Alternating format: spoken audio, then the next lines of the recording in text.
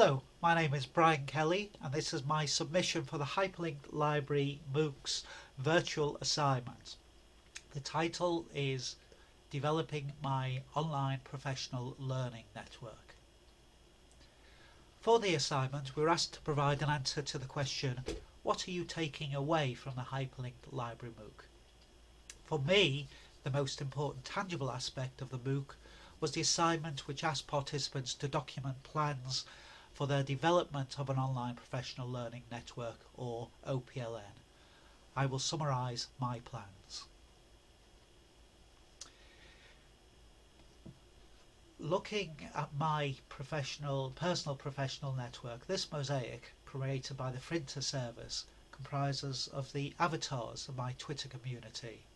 It provides a powerful illustration of the notion that you are not alone, you do not live in a vacuum. This depiction of my Twitter connections illustrates my diverse communities, created by Tony Hurst, a friend of mine, who annotated clusters of related online connections, and you can see a web management community and large clusters of people who work in libraries, in educational technologies and the museum sector. However, in October 2013 I started a new job as Innovation Advocate at CETUS at the University of Bolton. This is an exciting role for me, working for a well-established and highly regarded national organisation with an international reputation in e-learning standards and related areas. But I now have new challenges. I need to develop new professional networks. I need to develop links with my new colleagues, as well as face the challenge of being a home worker. And the Hyperlinked Library MOOC has been very helpful to me. Been several assignments which have been very relevant for me in writing blog posts and creating digital artifacts, as well as the presentations and resources I've read. But in particular, the assignment on the development of an OPLN was particularly relevant. I submitted my assignment on the 6th of November. This was 2 weeks before the assignment was due. I submitted it early since I felt it would be of potential value to other students for them to read my assignment, the way I tackled it, but also that I might get feedback from them, or when they publish their post, which might be inspired by mine, to see how they've taken forward some of the ideas. And so the assignment for this particular task was initially to develop a goal statement. So here you see my goal statements in which I've articulated what I hope to gain from my professional learning network. We were also asked to define the scope of the network, and I scoped this in terms of the people I might know and meet or be able to identify, my new colleagues at CETUS and the University of Bolton, and key individuals in national bodies and committees. But in addition, there were also the people who might not know who the individuals are.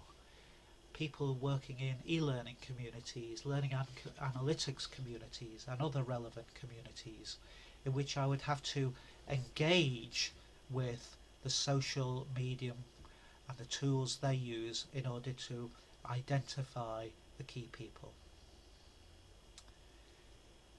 There was then a requirement to define the resources that would be used to meet the goals and the scope.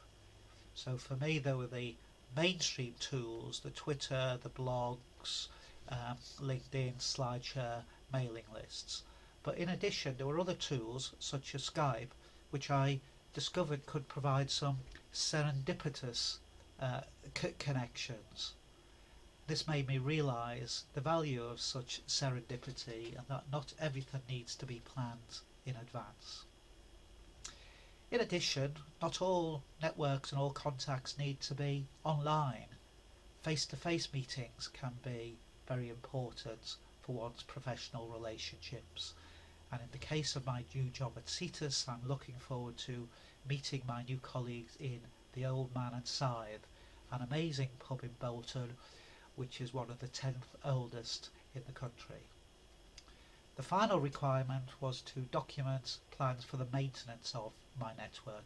This is particularly relevant for me as I have strong network connections from my previous job.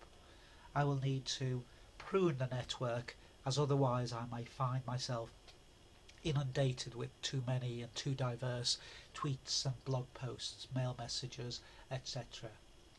So I'm looking at tools such as Just Unfollow and Manage Network, which can help me understand my network better prior to pruning the network.